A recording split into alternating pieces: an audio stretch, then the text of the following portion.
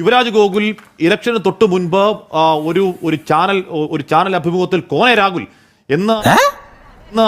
എന്ന് പരിഹസിച്ച പ്രധാനമന്ത്രി നരേന്ദ്രമോദി, അതിനുശേഷം രാഹുൽ ഗാന്ധി കരുത്തോടെ വന്ന് ഇന്നലെ സഭയിൽ കണക്കറ്റ് പ്രഹരിച്ചിട്ടും ഇന്നും രാഹുൽ ഗാന്ധിക്ക് ബാലബുദ്ധി എന്ന പഴയ നറേറ്റീവിൽ നിൽക്കുകയാണോ? അല്ല, ഹാഷ്മി കോയ രാഹുൽ അപഹസിച്ചു, ആരപഹസിച്ചു?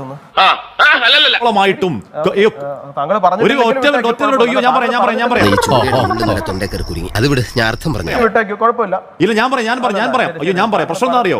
കോനെ രാഹുൽ. ഹാഷ്മി 1977 ഈ നമ്മുടെ അടിയന്തരാവസ്ഥ കഴിഞ്ഞിട്ട് തെരഞ്ഞെടുപ്പ് നടക്കുന്ന സമയത്ത് 155 സീറ്റുകളാണ് കോൺഗ്രസിന് ലഭിച്ചത്. അന്ന് ഇന്ത്യയിലെ മുഴുവൻ മാധ്യമങ്ങളും പറഞ്ഞു, ഇന്നും മാധ്യമങ്ങൾ പറയുന്നുണ്ട്, കോൺഗ്രസിനെ ഒരു പാഠം പഠിപ്പിച്ചു, കോൺഗ്രസ് കനത്ത പരാജയം നേരിട്ടു, കോൺഗ്രസിനെ തൂത്തെറിഞ്ഞു ഈ രാജ്യം എന്നൊക്കെ പറഞ്ഞിട്ട്. അവിടെ നിന്ന് 99 സീറ്റ് 543 സീറ്റിൽ കോൺഗ്രസ് ജയിച്ചപ്പോൾ കോൺഗ്രസ് കരുത്ത് കാട്ടി എന്നൊക്കെ പറയുന്ന അവസ്ഥയിലേക്ക് നിങ്ങൾ ഉൾപ്പെടെയുള്ള ആൾക്കാർ വന്നിട്ടുണ്ട് എന്നുണ്ടെങ്കിൽ ഞങ്ങൾക്ക് വലിയ സന്തോഷം മാത്രമേ ഉള്ളൂ. ചെറിയ വട കൊടുത്ത് വലിയ വട വാങ്ങിച്ചു. അവർക്ക് ഇതിന്റെ അപ്പുറത്തേക്ക് യാതൊരു കരുത്തും ഇനി ഇവിടെ കാട്ടാനുമില്ല. കാട്ടാവുന്നതിന്റെ മാക്സിമം ഒക്കെ അവർ കാട്ടിക്കഴിഞ്ഞു. ഞങ്ങൾക്ക് ആ കാര്യത്തിൽ വലിയ സന്തോഷമുണ്ട്. ഒന്ന്. രണ്ടാമത്തെ ഒരു കാര്യം, താങ്കൾ ഇവിടെ ഫാക്ട് എന്നൊക്കെ പറയുന്നുണ്ടായിരുന്നു. ഞാൻ എല്ലാ വിഷയത്തിലും മറുപടി പറയും കേട്ടോ, ഒരു വിഷയത്തിൽ നിന്ന് സ്കിപ്പ് ആവാൻ ഉദ്ദേശിക്കുന്നില്ല. ബ്രിട്ടാസ് പറഞ്ഞ വിഷയത്തിൽ ഉൾപ്പെടെ എല്ലാത്തിനും മറുപടി പറഞ്ഞിട്ട് എവിടുന്ന് പോവുള്ളൂ.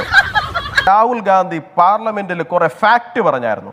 ഒന്ന്, അഗ്നിവീറിന് അവർ ഷഹീദായി കഴിഞ്ഞാൽ, അവർ രക്തസാക്ഷിയായി കഴിഞ്ഞാൽ അവർക്ക് കോമ്പൻസേഷൻ ലഭിക്കില്ല, ഗവൺമെന്റ് അവരെ ഷഹീദായി കണക്കാക്കുന്നില്ല എന്ന്. അഗ്നിവീറിന്റെ ഫാമിലി തന്നെ വന്ന് ഇന്ത്യയിലെ മുഴുവൻ മാധ്യമങ്ങൾക്ക് മുമ്പിൽ പറയുന്ന സാഹചര്യം ഉണ്ടായി.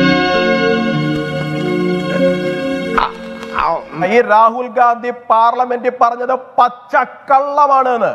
ബ്രിട്ടാസ് ഇവിടെ ഇരുന്നു കൊണ്ട് ജൂട്ട് എന്ന് പറഞ്ഞു കഴിഞ്ഞാൽ അൺപാർലമെന്ററി ആണെന്ന് പറഞ്ഞല്ലോ. ബ്രിട്ടാസെ, നിങ്ങളുടെ മുന്നണിയുടെ നേതാവ് പാർലമെന്റിൽ ഇരുന്ന് പറഞ്ഞ ജൂട്ടാണ്.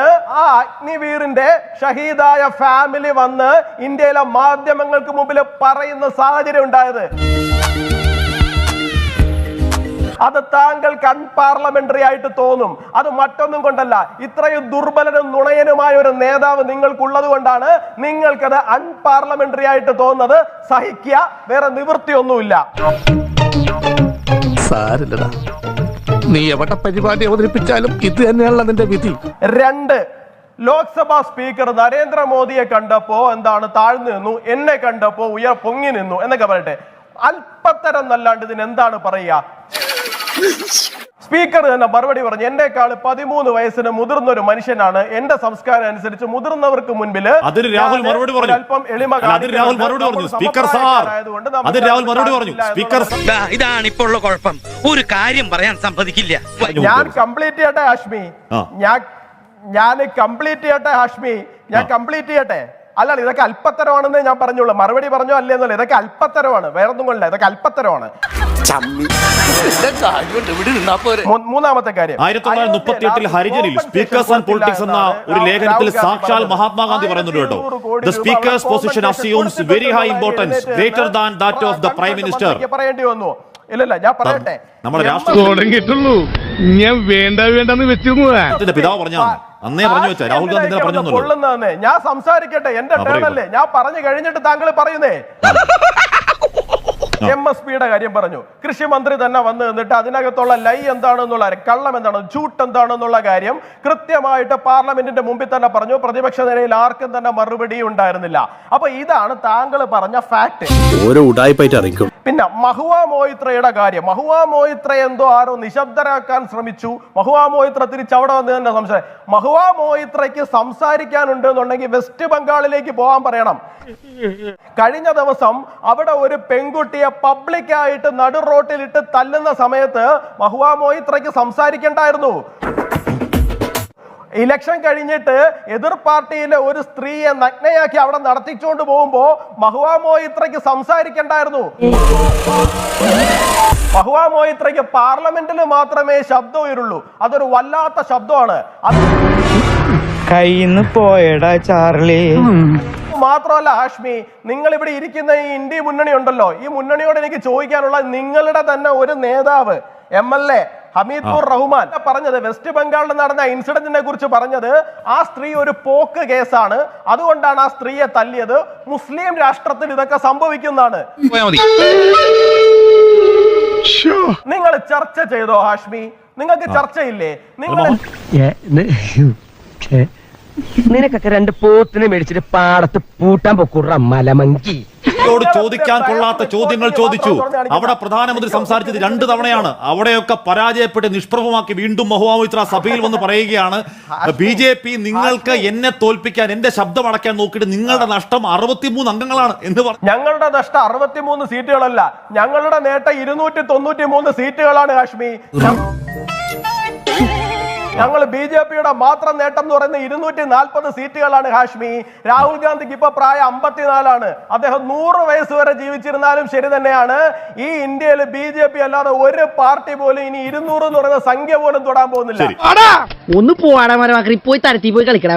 പിന്നെ 240 വേറെ ഒന്നും ഇവിടെ സംഭവിക്കാൻ പോകുന്നില്ല. 2 ഇനി അംബേദ്കറിന്റെ കാര്യം പറഞ്ഞതുകൊണ്ട് ഞാൻ തിരിച്ചു പറയേണ്ടി വരുന്ന ഒരു സാഹചര്യമാണ്. അംബേദ്കറിന്റെ റെസിഗ്നേഷൻ കഴിഞ്ഞിട്ടില്ല, റെസിഗ്നേഷൻ സ്പീച്ചിനെ കുറിച്ച് മണിപ്പൂരിന്റെ വിഷയം എനിക്ക് മറുപടി പറയാനുണ്ടെന്ന് നിൽക്കൂ. ദൈവമേ, മൂർഖനെയാണല്ലോ ചവിട്ടിയത്. റെസിഗ്നേഷൻ സ്പീച്ചിനകത്തുള്ള ഒരു വരി ഞാൻ വായിക്കാം. നരേന്ദ്രമോദി എന്തോ പറഞ്ഞതാണല്ലോ കുഴപ്പം എന്ന് പറഞ്ഞ് ബ്രിട്ടാസ് അതിനെ ബാക്ക് ചെയ്യുന്നുണ്ടോ എന്ന് പറയുന്നേ. അതായത്, I have been wondering whether there is any other parallel in the world to the condition of scheduled caste in India. I cannot find any. And yet, why is no relief granted to scheduled caste? Compare the concern the government shows over safeguarding the Muslims. ആരുടെ? അംബേദ്കറുടെ വാചകങ്ങളാണ് കേട്ടോ. Prime Minister's whole time and attention is devoted for the protection of the Muslims. I yield to none, not even to the Prime Minister, in my desire to give the Muslims of India the utmost protection എന്ന് പറഞ്ഞുകൊണ്ടിരിക്കല്ലേ ഇവിടെ. വെറുതെ കിടന്ന് ഉരുളാദാശനെ പറയുമ്പോൾ യുവരാജിനും പൊള്ളും. ശരിയാണത്താ. എനിക്ക് വേറെ ചില കാര്യങ്ങളോട് പറയാനുണ്ട്. mostly a bunch of Brahmin boys. Okay. മാത്രമല്ല, ശരി, CRD-യിലാണ് ഇവിടെ. കമ്മ്യൂണിസ്റ്റുകൾ നിലപാടെടുത്തത് അവർക്ക് ഞാൻ ബ്രിട്ടാസിലേക്ക് മറുപടി നമുക്ക് ഒരുപാട് ചരിത്രത്തിലേക്കോ സമയമില്ലാത്തതുകൊണ്ടാണ്. ഓക്കെ, ഇത് വടി കൊടുത്ത് അടി വാങ്ങുന്ന പരിപാടിയാണല്ലോ ബാബു. ഇവിടെ ഭരണാണ് ഗോപാൽ ശങ്കർനാഥൻ എഡിറ്റ് ചെയ്ത EBC ലക്നൌവിന്റെ ഈ പറഞ്ഞ പോക്കറ്റ് എഡിഷൻ ഞാനും ഓർമ്മ വരുത്തിച്ചു. ഇപ്പൊ ഇന്ന് അംബേദ്കറെ പറ്റിയൊക്കെ സഭയിൽ ചർച്ച ഉണ്ടായ ദിവസമാണ്. ഇന്നിപ്പോ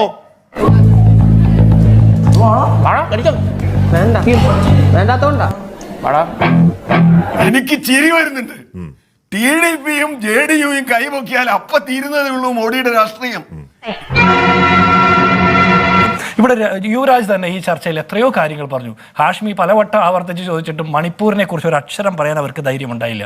പിന്നെ വേറെ എന്തും ആവട്ടെ, BJPയുടെ വളർച്ചയ്ക്ക് ഏറ്റവും കൂടുതൽ വളക്കൂറുള്ള, അവർ ഇട്ട വിഷവിത്ത് ഏറ്റവും കൂടുതൽ വിളയിക്കാൻ നോക്കിയ മണ്ണിൽ, അയോധ്യയുടെ ഭൂമിയിൽ BJP തോറ്റു. അതിന് മറുപടി പറയണ്ടേ?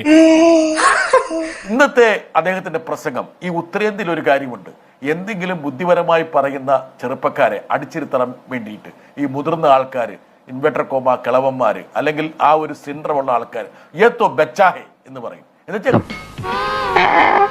കുഞ്ഞല്ലേ, കുട്ടിയല്ലേ എന്ന്. അതായത് ആശയങ്ങളെ തിരസ്കരിക്കാൻ വേണ്ടി ഇതുപോലുള്ള പദപ്രയോഗങ്ങളുണ്ട്. അർത്ഥത്തിൽ 2 സഖ്യകക്ഷികളെ ഊന്നുപടികളെ ആയിട്ട് ഭരിക്കുന്ന ഒരു പ്രധാനമന്ത്രിയാണ് സഖ്യകക്ഷികളെ കുറിച്ച് പറയുന്നത്. ഞാൻ ഒരു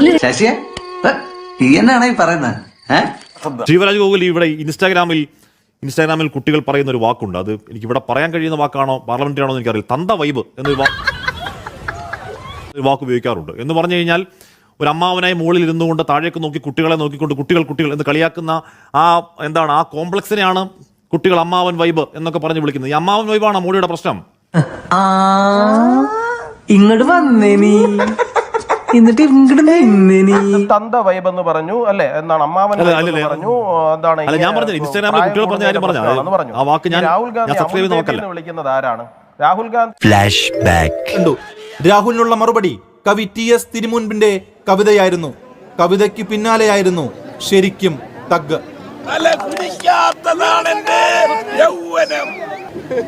അമൂൽ പുത്രനാണ്. സോണിയാഗാന്ധിയും അവരുടെ മോൻ രാഹുൽ ഗാന്ധിയുമെന്ന് ഞാൻ പ്രത്യേകിച്ച് പറയേണ്ടതുണ്ട്. അദ്ദേഹം ഇപ്പോൾ കോൺഗ്രസിന്റെ സ്ഥാനാർത്ഥികളായി കുറെ അമൂൽ പുത്രന്മാരെ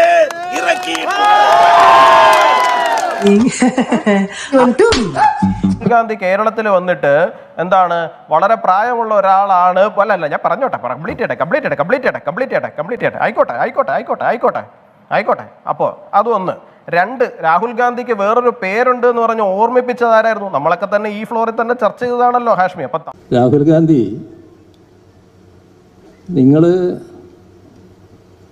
നേരത്തെ നിങ്ങൾക്കൊരു പേരുണ്ട്, ആ രീതിയിൽ തന്നെ അതിൽ നിന്ന് മാറിയിട്ടില്ല എന്നൊരവസ്ഥ ഉണ്ടാക്കരുത് കേട്ടോ. അത് നല്ലതല്ല.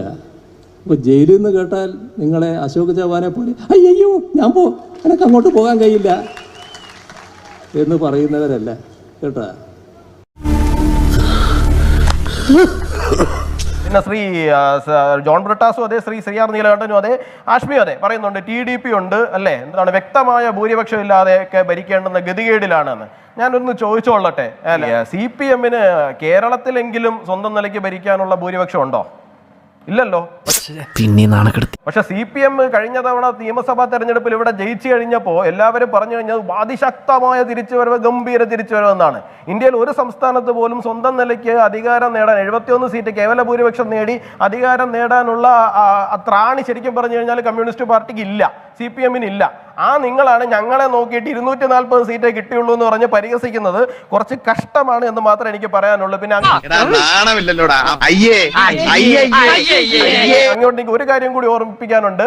ശരിയായിരിക്കും, TDP-യുടെ നേതാവ് ചന്ദ്രബാബു നായിഡു ഞങ്ങളെ ആക്ഷേപിച്ചിട്ടുണ്ടാവും. പക്ഷെ നിങ്ങൾ ഇന്നൊരു മുന്നണിയുടെ താഴെ പോയിരിക്കുന്നുണ്ടല്ലോ, ഇന്ത്യ മുന്നണി എന്ന് പറഞ്ഞിട്ട് കോൺഗ്രസിന്റെ നേതൃത്വത്തില്. ആ കോൺഗ്രസിന്റെ നേതാവായ രാഹുൽ ഗാന്ധിയാണ് ഇവിടെ വന്നിട്ട് പിണറായി വിജയൻ എന്തുകൊണ്ട് അറസ്റ്റ് ചെയ്യുന്നില്ല എന്ന് ചോദിച്ചിട്ട് പോയത്. ആ കോൺഗ്രസിന്റെ ഇവിടുത്തെ നേതാവായ K. സുധാകരൻ പിണറായി വിജയനെ വിളിക്കുന്ന വാക്കുകളും പേരുകളും ഒക്കെ ഞാൻ അങ്ങേയൊന്ന് ഓർമ്മിപ്പിച്ചു കഴിഞ്ഞാല് എന്തായിരിക്കും അവസ്ഥ എന്ന് അങ്ങൂടി ഒന്ന് മാത്രമേ എനിക്ക് പറയാനുള്ളൂ. പിന്നെ ശരിയാണ്, ഫൈസാബാദിൽ ഞങ്ങൾ തോറ്റു. ഫൈസാബാദിൽ ഞങ്ങൾ തോൽക്കുമ്പോഴും അയോധ്യയിൽ ഞങ്ങൾ ലീഡ് ചെയ്തിട്ടുണ്ട്. അയോധ്യ നിയമസഭാ കോൺസ്റ്റിറ്റ്യുവൻസിയിൽ ഇപ്പോഴും BJP-ക്ക് തന്നെയാണ് ലീഡ് ഉള്ളത്. എന്താ ഫൈസാബാദ് മാത്രമാണോ? സീതാപൂര്, വിഷയത്തിന് ഒന്നൊന്നായിട്ട് ഞാൻ മറുപടി പറയല്ലേ. ജയ് ശ്രീറാം എന്നുള്ള എന്താണ് പ്രാർത്ഥനാ മന്ത്രത്തെ നിങ്ങൾ രാഷ്ട്രീയ മുദ്രാവാക്യമാക്കിയെങ്കിൽ ആ രാഷ്ട്രീയ മുദ്രാവാക്യം അതോടുകൂടി പ്രധാനമന്ത്രി പിന്നെ പറഞ്ഞിട്ടില്ല കേട്ടോ യുവരാജ്. ഇനി ആയിക്കോട്ടെന്നേ, ഞങ്ങളല്ലേ ഭരിക്കുന്നത്, അല്ലാണ്ട് നിങ്ങളൊന്നും അല്ലല്ലോ ഭരിക്കുന്നത്. മണിപ്പൂർ വിഷയത്തിലേക്ക് നമുക്ക് പോണ്ടേ. രാജ്കുമാർ ദേവേന്ദ്ര സിംഗ് എന്ന് പറയുന്ന ഒരാളെ അറിയാമോ ശ്രീ ജിൻഡോ താങ്കൾക്ക്? താങ്കളുടെ മുഖ്യമന്ത്രിയായിരുന്നു മണിപ്പൂരിൽ. താങ്കളുടെ MP-ക്ക് കൂടി ഒന്ന് പറഞ്ഞു കൊടുക്കണം. 1993 അദ്ദേഹം ഭരിക്കുന്ന സമയത്ത് 750 പേരാണ് അവിടെ കൊല്ലപ്പെട്ടത്. താങ്കൾക്ക് ഞാൻ സൺഡേ ഗാർഡിന്റെ ഒരു റിപ്പോർട്ട് അയച്ചു തരാം. 2004 മുതൽ 2015 വരെ 5500 പേരാണ് മണിപ്പൂരിൽ കൊല്ലപ്പെട്ടിരിക്കുന്നത്. എന്തിനാ സാറാ അതൊക്കെ ഇവിടെ പറയണേ? ചെക്കൻ കുര്യാച്ചന്റെ റേഞ്ച് ഒന്നും അറിയാം. ഇറോം ശർമ്മ എന്തിനായിരുന്നു അവിടെ സമരം ഇരുന്നത്? CPM ഉൾപ്പെടെ അവർക്ക് പ്രധാനമന്ത്രി നരേന്ദ്രമോദി സഭയിൽ സംസാരിക്കില്ലേ? ഏതോ കാലത്തെ കാര്യങ്ങൾ പറയല്ലേ? മണിപ്പൂർ ഇപ്പൊ കത്തുക. ഇടയ്ക്കേറി സംസാരിക്കരുത്. എന്ത് ചെയ്യാനാടാ, ഞാൻ ഇങ്ങനൊരു ദുരന്തനായി പോയി. സാർ, മണിപ്പൂർ ഇപ്പൊ കത്തുക. നമ്മുടെ പ്രധാനമന്ത്രി ജസ്റ്റ് ഒരൊറ്റത്തവണ അങ്ങോട്ടേക്ക് പോയിട്ടില്ല ഇതുവരെ. നിങ്ങൾ ഏതോ കാലത്തെ കാര്യം പറഞ്ഞുകൊണ്ടിരിക്കില്ലേ? മണിപ്പൂർ ഇപ്പോഴും കത്താണ്. നമ്മുടെ പ്രധാനമന്ത്രി നരേന്ദ്രമോദി ഒരിക്കൽ പോലും അങ്ങോട്ടൊന്നും പോയിട്ടില്ല, ഇതുവരെ പോയിട്ടില്ല. ഇന്നലെ അവിടുത്തെ MP പറയുകയാണ് ഞങ്ങളുടെ 65,000 മനുഷ്യർ ഡിസ്പ്ലേസ്ഡ് ആയി, ഞങ്ങൾ നരകിക്കുകയാണെന്ന് വാ എന്ന് വിളിക്കുകയാണ്. ഏതോ കാലം പറഞ്ഞുകൊണ്ടിരിക്കില്ലേ? 2016 വരെയും മണിപ്പൂർ കത്തുകയായിരുന്നു. ഞാനൊരു സത്യം പറഞ്ഞ് വിശ്വസിക്കൂ. എനിക്കത് ഓർമ്മയില്ല. കയറിയതിനു ശേഷം 2023 കലാപം ഉണ്ടാക്കുന്നതിന് തൊട്ട് മുമ്പ് വരെയുള്ള അവസ്ഥ നിങ്ങളൊന്ന് എടുത്ത് നോക്കി നോക്കണം. 2017 0 കൊല്ലപ്പെട്ടത്. 2018 0 ആൾക്കാരുടെ എണ്ണം. മണിപ്പൂരിൽ എന്തെങ്കിലും പ്രൊഡക്റ്റീവായിട്ട് കാര്യമായിട്ട് ക്രിയാത്മകമായിട്ട് ചെയ്തിട്ടുണ്ടെങ്കിൽ BJP മാത്രമേ ചെയ്തിട്ടുള്ളൂ. ശരി, ശരി. അതിനെക്കുറിച്ച് പറയാനുള്ള യാതൊരു അവകാശവും കോൺഗ്രസിനോ ഇല്ല. ശരി, ആർക്കില്ല. എനിക്കറിയാൻ പാടില്ല. ഞാൻ പോണ്, ഇത് നിങ്ങളുടെ പ്രശ്നമാണ്. ഈ രാജ്യത്തിന്റെ സ്വാതന്ത്ര്യ സമര ചരിത്രം മുതൽ നാളിതുവരെ ഈ രാജ്യത്തിന് വേണ്ടിയിട്ട് ഒരു പോരാട്ടവും നടത്താത്ത, ഈ രാജ്യത്തിന് വേണ്ടിയിട്ട് ഒരു തുള്ളി വിയർപ്പ് പോലും ഒഴുക്കാത്ത ആളുകളാണ് സംഘപരിവാറും BJPയും RSSും. അവർക്കെന്നും ഈ ഹിന്ദുത്വയുടെ അടിത്തറയിൽ കെട്ടിപ്പൊക്കിയ വ്യാജ നിർമ്മിതികളിൽ സ്യൂഡോ ഹിന്ദുത്വയിൽ മാത്രം വിശ്വസിച്ചുകൊണ്ട് ആളുകളെ പറ്റിച്ചുകൊണ്ട് അധികാരത്തിൽ വരാൻ മാത്രമേ അവർക്ക് സാധിക്കുകയുള്ളൂ. ഹിന്ദുക്കളോട് ഇത്രയും സ്നേഹമാണെന്നുണ്ടെങ്കിൽ 1990-കളിൽ അവിടെ കാശ്മീരിൽ ഹിന്ദുക്കൾ മുഴുവൻ കൊല്ലപ്പെടുകയും അവിടെ നിന്ന് ഓടിപ്പോവുകയും ചെയ്യുന്ന സമയത്ത് കോൺഗ്രസ് എന്ത് ചെയ്യായിരുന്നു? ഞാൻ നേരത്തെ ഒരു മുഖ്യമന്ത്രിയുടെ പേര് പറഞ്ഞല്ലോ, മണിപ്പൂരിലെ 753 പേര് കൊല്ലപ്പെട്ടപ്പോ പ്രധാനമന്ത്രി മറുപടി പറയണ്ട, ആഭ്യന്തരമന്ത്രിയെങ്കിലും മറുപടി പറയണ്ടേ പാർലമെന്റില്? ഇല്ല. ആഭ്യന്തര സഹമന്ത്രി എഴുന്നേറ്റ് പാർലമെന്റിൽ 2 വരി പറഞ്ഞിട്ട് പോയി. ഇതാണ് നിങ്ങളുടെ മണിപ്പൂരിൽ ഇടപെട്ടതിന്റെ ചരിത്രം. ജനങ്ങളെ ഞങ്ങൾ കൃത്യമായിട്ട് ബോധ്യപ്പെടുത്തുന്നുണ്ട്. അത് തൃശ്ശൂരിൽ ഉൾപ്പെടെ ബോധ്യപ്പെട്ടത് കൊണ്ടാണ് ഞങ്ങൾ തൃശ്ശൂർ ബോധ്യപ്പെടുത്തിയിട്ട് കാര്യമില്ല. മണിപ്പൂരിലെ പ്രശ്നത്തിലെ തൃശ്ശൂർ ബോധ്യപ്പെടുത്തിയിട്ട് കാര്യമില്ല യുവരാജ്. മണിപ്പൂരിൽ ബോധ്യപ്പെടുത്തണം. അതുകൊണ്ടാണ് മണിപ്പൂരിൽ നിങ്ങൾ തോറ്റത്. നിങ്ങൾ മണിപ്പൂരിൽ തോറ്റത് മണിപ്പൂരിൽ ബോധ്യപ്പെടുത്താൻ സാധിച്ചില്ല. മണിപ്പൂരിലെ പ്രശ്നത്തിന് തൃശ്ശൂര് ബോധ്യപ്പെടുത്തിയിട്ട് കാര്യമുണ്ടോ? നിങ്ങൾ പാർലമെന്റിൽ നരേന്ദ്രമോദി പ്രസംഗിക്കുന്ന അതേ ശൈലി പറയല്ലേ? മണിപ്പൂരിലെ കാര്യത്തെ മണിപ്പൂരിലെ കാര്യത്തിൽ തൃശ്ശൂര് ബോധ്യപ്പെടുത്തിയിട്ട് കാര്യമില്ല, മണിപ്പൂരിൽ ബോധ്യപ്പെടുത്തണം. നിങ്ങൾ കേരളത്തിലാണ് മണിപ്പൂർ വിഷയത്തിൽ ഏറ്റവും അധികം പ്രചരണം നടത്തിയതെന്നേ. നിങ്ങൾ കേരളത്തിലാണ് മണിപ്പൂർ വിഷയത്തിൽ ഏറ്റവും അധികം പ്രചരണം നടത്തിയത്. അത് ഇവിടെ പോലെ ഏറ്റില്ല എന്നുള്ള കാര്യമാണ് പറഞ്ഞത്. പിന്നെ എങ്ങനെയാ മണിപ്പൂർ നിങ്ങൾ തോറ്റുപോയ? മണിപ്പൂർ പിന്നെ നിങ്ങൾ എങ്ങനെയാ മുന്നിൽ നിന്ന് അല്ല പറയൂ. ഞങ്ങൾ ഇന്ത്യയിൽ 543 സീറ്റിലേക്കാണ് ജിൻഡോ മത്സരിച്ചത്. നിങ്ങൾ 13 സംസ്ഥാനത്ത് 0ആണ്. നിങ്ങൾ ഇന്ത്യ മുഴുവൻ നടന്ന് പറഞ്ഞില്ലേ? ആരെങ്കിലും കേട്ടോ? ഇല്ലല്ലോ. നാണം വേണ്ടേ ജിൻഡോ ഇങ്ങനെ തോറ്റിട്ട് വന്നിരുന്നിട്ട് എന്തോ ജയിച്ച പോലെ സംസാരിക്കാൻ വേണ്ടിട്ട്?